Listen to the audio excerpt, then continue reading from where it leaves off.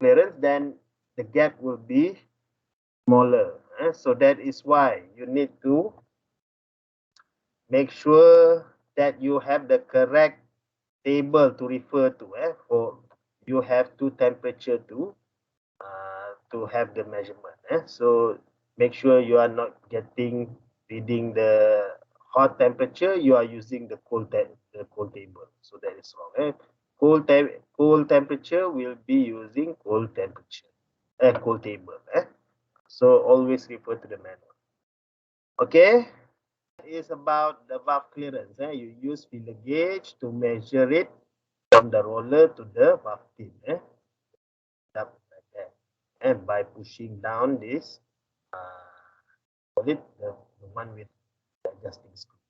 Okay, if the gap is wrong, if it is too big, then you can use a screwdriver to adjust and make it to reduce the gap over here. If it is too small, then you can just adjust the adjusting screw to make it bigger, the gap.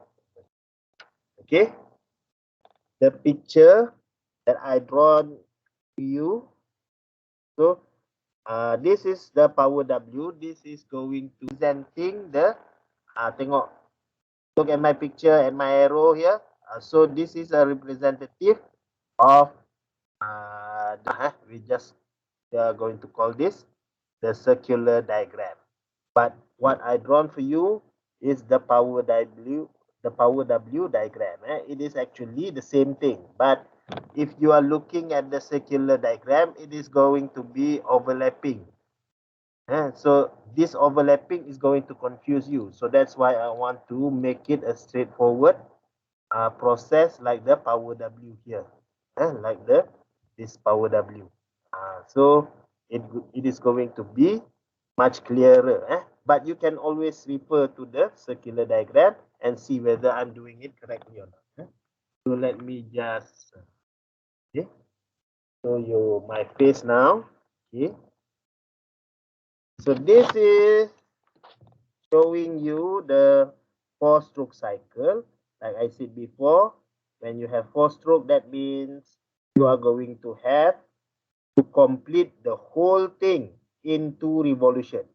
1 revolution, 2 revolution. In every 1 revolution, there will be 2 strokes. Going downward is 1 stroke.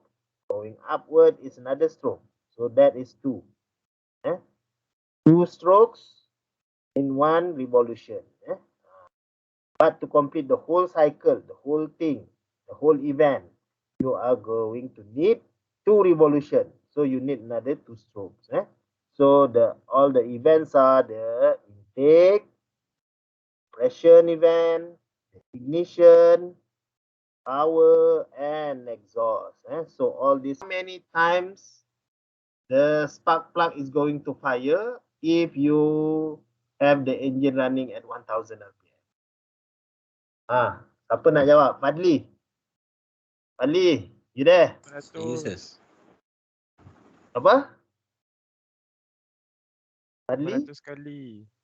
Fadil. 500 kali. So if you have 1000 RPM, 500 in one cylinder. I'm talking about one cylinder. That one cylinder is going to produce 500 sparks at the spark plug. So let's say for power stroke, how many power stroke you will have if the engine is running at 1000 RPM? 4 stroke. Power stroke, how many are you going to have the power stroke when the engine is running at 1000 RPM? 500. So all those 5 events, they are very unique. Take, compression, ignition, power, and exhaust. So they are unique, they are different.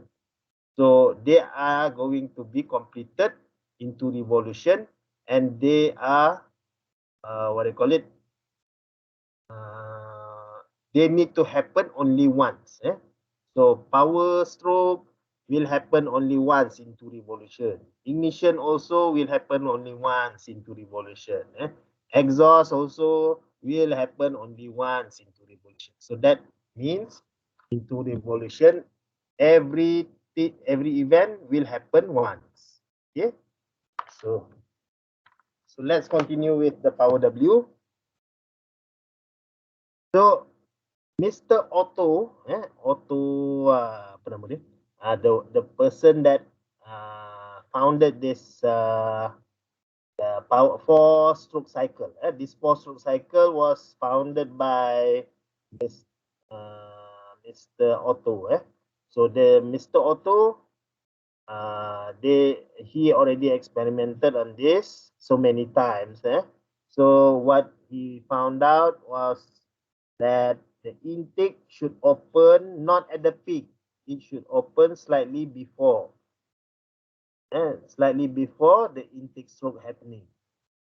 So, and then also everything, all the valves are going to open not at the peak or at the trough. It is going to open slightly off the peak of the trough. So the, what I call this? According to this picture, and also according to the circular diagram, you can check the intake will open before piston reaching top dead center. Okay, you see this arrow, this is the movement of your piston, going up and down and up and down. So intake opens slightly before piston reaches top dead center. How many degrees in the textbook according to the circular diagram? So intake opens, nampak tu arrow tu, look at my arrow moving. Nampak. So you got how many degrees there? 15, isn't it? 15 degrees. 15. Because like I said before, it is overlapping, so you are going to be a bit confused. So that is why I opt for my drawing, isn't it? My drawing is simpler, isn't it? Yes, Betul, sir. sir. Thank you, Yes, sir. Itulah aku the textbook is going to be very confusing. So just follow my power W. But still you can refer to the diagram on the degrees of how much degrees. But actually the textbook is just giving you the rough what do you call it? The what do you call it? Not really. Different manufacturer will have different amount of degrees for it to open. So it depends on the manufacturer. But basically, it will be around 15 degrees. 15 degrees before it reaches bottom. Opening at 15 degrees. And then if you look again at your circular diagram, you'll get 10 degrees exhaust will close after the piston reach the top dead center and going downward. So this will be 10 degrees, this will be 50. And then according to your circular diagram, you will also have the intake closing at 60 degrees, isn't it? How many degrees here? When the intake is closing after the piston reach bottom dead center. How many degrees there? Yeah, you there? Yes, sir. Can you answer or not? Don't be shy. Yeah, you there? Yes, sir. Yes, I am there. Can you answer or not? Which one?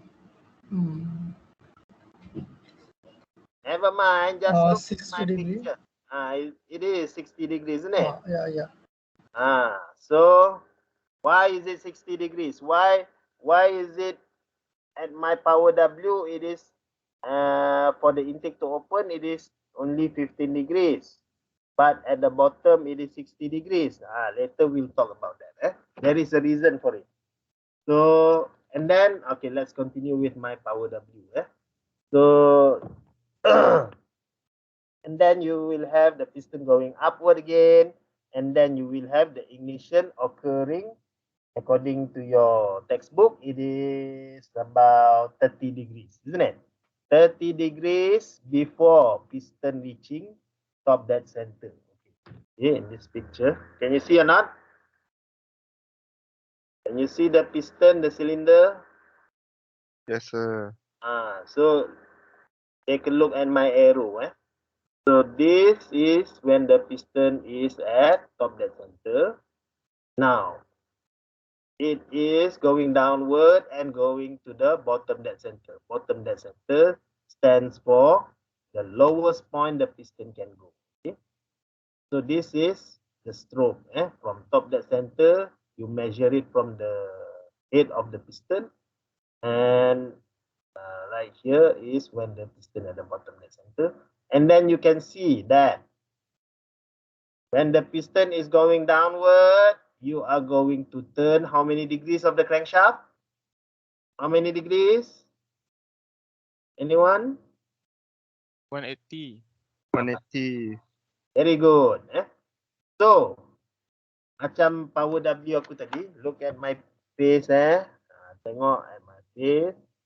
Sekarang ni, if you are talking, okay, tengok gambar aku sekali. Look at my picture also, and also my my face.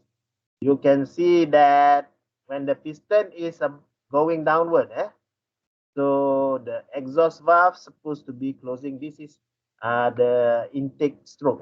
So here we are here at the intake stroke, let's say. And then you will have the exhaust valve closing. See? This is the EC exhaust valve closing. So it is only taking, what do you call it? How many? 10 degrees. But then when you have the piston going upward again at the compression stroke, the intake will close at 60 degrees. You see, so 60 degrees, okay, 10 degrees is this much. Look at the picture. But 60 degrees maybe this much. 60 degrees. This is 10, this is 60. So when the piston is at the bottom dead center, it is different. And the valve is acting differently. It will open much earlier. 60 degrees is early, or later, too much late. Too much later, 60 degrees compared to 10 or 15 degrees. So why is that? I don't have the picture in my slide. Can you see this picture or not in your textbook? This is figure 760. Do you have it in your textbook? 760, this is, like I said, top dead center. This is bottom dead center. This is the path where your piston is moving. Now, you look at this. This is your crankshaft. Now, if you look at the crankshaft, it is divided evenly, isn't it? The crankshaft is being divided into the same amount of angle for the piston to travel from bottom dead center to top dead center. But the problem is when you have equal division of the angle at your crankshaft movement, you will have a different distance traveled by your piston. Closely. Now, as you can see, the middle point is 90 degrees, isn't it? Here is 90 degrees, and here is the 90 degrees. Now, from this picture, where is the piston is going to travel more? Is it upper 90 degrees or below the 90 degrees? Is it the upper one, the upper part, or the bottom part? Upper part, sir. Nampak tu? Distance dia from the 90 degrees is half the distance of the crankshaft travel already. But if you use the ruler, the distance traveled by the piston at the bottom half is this much, but if you go to the top, it is not equal, it is bigger. Meaning what? What is it telling you? Fazil, Fazil, Yes, sir. what is it telling you? If Uh, the distance travel at the upper part is bigger, that means what? It is traveling faster or slower compared to the bottom half? traveling slower At the bottom ke at the top? at the top. Not really. If you travel further for the same amount of time, it will be faster, isn't it? Betul tak, Fazil? Betul, sir. Jadi you travel, Betul. you travel more at the upper part, isn't it? Yes, sir. So you supposed to be faster at the bottom part, at the upper part. The bottom part you are getting slower because the time given is the same, but you travel only this much. And the top part is this much. So it is bigger at the top, meaning at the top part you are going to travel faster. That is the reason why you need to open or close your valve at much later or earlier degrees, which is at 60 degrees. Because here you are already traveling slower, but you are already almost reaching bottom dead center. Almost reaching it. So that is why at the bottom you need to open or close your valve at 60 degrees from bottom dead center. If you are at top dead center, you are traveling very fast, so you need to open or closing your valve at 10 degrees or 15 degrees because the distance travel is very long. So at 15 degrees before top dead center, you are already reaching this section. But at the bottom half, you at 90 degrees also, you are almost reaching the bottom dead center. So that's why you open or close your valve 60 degrees from the bottom dead center. The question will ask you, according to that picture just now, at what position the piston will be moving the fastest? Can you answer? Anyone can answer? At what degrees of the crankshaft the piston is traveling the fastest? Anyone can answer? Nobody? Ikman? Upper part. It is going to be the fastest at 90 degrees. The piston will travel the fastest at 90 degrees going upward.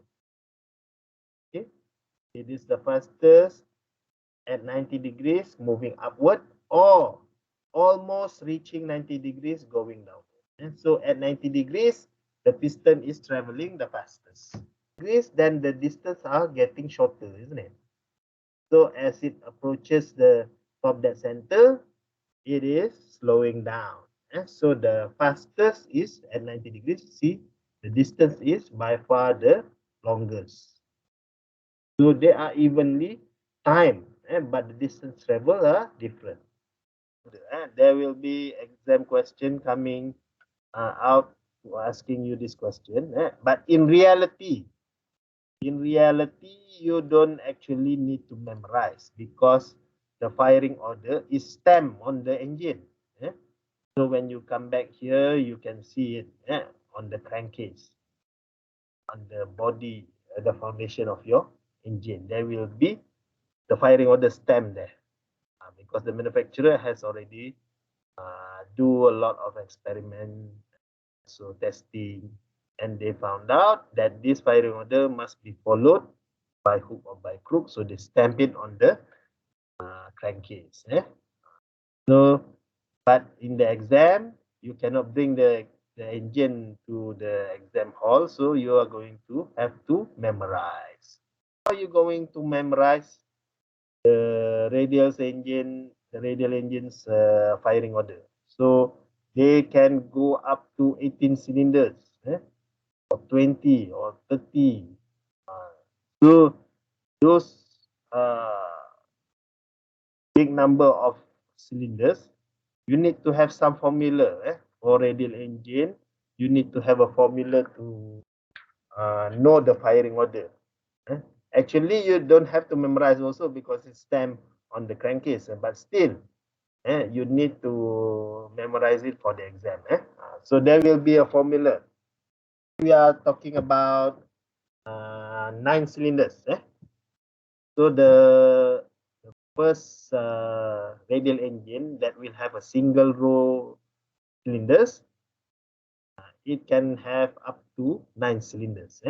Maybe 5, maybe 7, maybe 9. So they are odd number cylinders for a single row radial engine cylinders.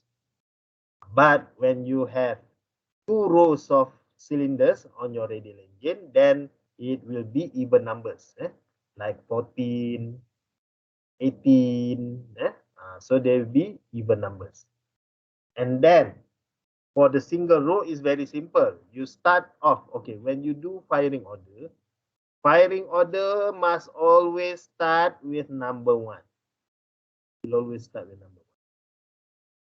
And then for radial engine, for single row that has 9 cylinders, up to 9 cylinders, so you will have the firing order, firing the odd number first.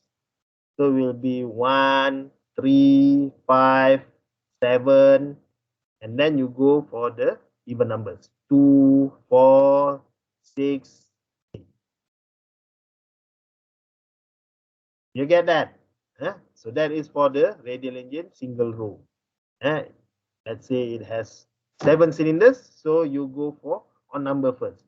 1, 3, 5, 7, 2, 4, 6. That's it. If 9 cylinders, 1, 3, 5, 7, 9, then 2, 4, 6, 8. Okay? Very simple for single row. But if you have 14 cylinders or 18 cylinders, so how are you going to memorize that firing order? So there will be a formula. 14 cylinders. This is 14. 14 cylinders. The formula should be 9 plus 9. Plus 9 and minus 5. So how do you come out with this formula? If you have 14 cylinders, you divide the 14 into 2 numbers. But the catch is you need to have them odd numbers and they must be very close to each other, not equal. They are not going to be equal, but they are still close to each other. And when you add them together, it still gets 14. So this is the formula that is in the textbook. Okay. Let's say you want to memorize firing order of radial engine for 14 cylinders. Let's say the engine has 14 cylinders. So you cannot memorize which cylinder is to fire first. Yes, sir. What is firing order? Firing order sequence. What sequence? The firing, sir. What firing? Cylinder. All 18 cylinders will fire. All 18 cylinders are going to fire in 2 revolutions. But they are not going to fire at the same time. There will be a sequence in that 2 revolutions. So, although it is 18 cylinders firing in 2 revolutions, but they are not firing together because they need to build up the momentum. Kalau you have it sparking together, combusting together, what will happen? They don't build the momentum. You want to rotate your crankshaft, so you need to have that momentum. So this, let's say number 1 is firing first, and then after that, number 3 will take over, and then number 5 will take over. So you build up that momentum. Build up that momentum, and you are giving a very smooth power change from heat to mechanical. So that is the reason you need to have the firing order to build up the momentum, and it must be in sequence. And all of the cylinders are going to fire only once. All the cylinders, let's say 18 cylinders. So all 18 cylinders, each one of the cylinders are going to fire once in 2 revolutions. Okay, so what will be the sequence you need to memorize? So like the 14 cylinders in your textbook, it is mentioned that it is must be +9 and +5. Okay, so like I said before, firing order will always start with number 1. Now it is given to you for 14 cylinders. You have this +9 and -5. Okay, so this formula is derived from the number 14. It is derived from number 14.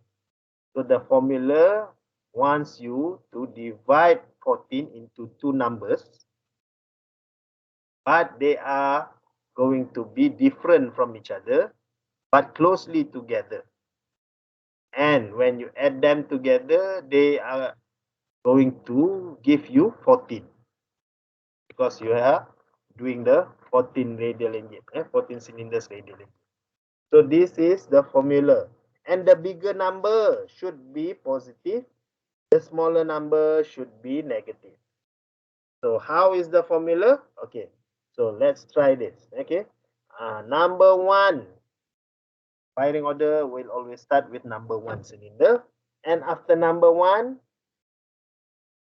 okay, the question is, after number 1, do you +9 or do you -5? +9. Kenapa? Why do you +9? Why not If -5? -5, it will be negative. There is no negative number of cylinder, isn't it? There's only positive number. So number 9 is the correct one. 1 plus 9 will be 10. 10. After 10, you plus 9 kah? -5. Why? Because if +9, they are 14 on cylinders only. The cylinders are only up to 14. There's no 19, isn't it? So that's why you -5. After 5, what do you do? Which one? +9, Plus 9, you get? What do you get? 14, After 14? -5.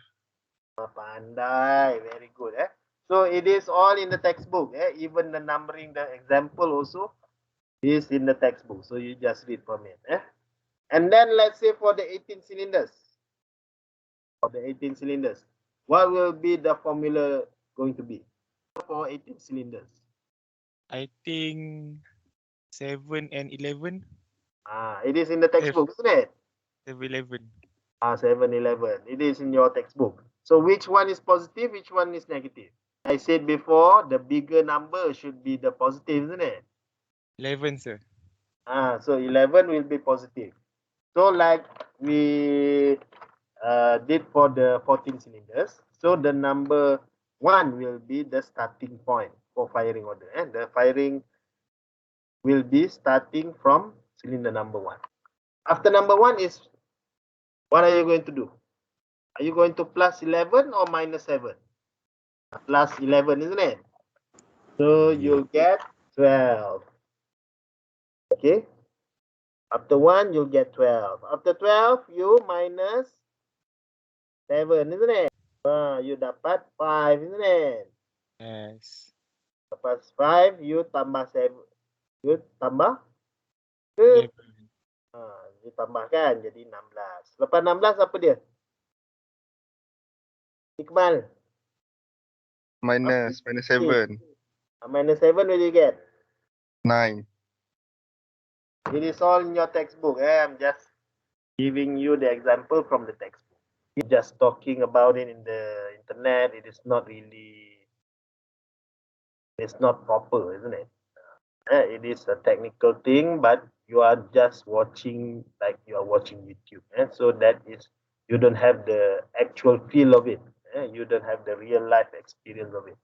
So I think it is highly improper. So I think it is, should be that you be coming back here to do the practical.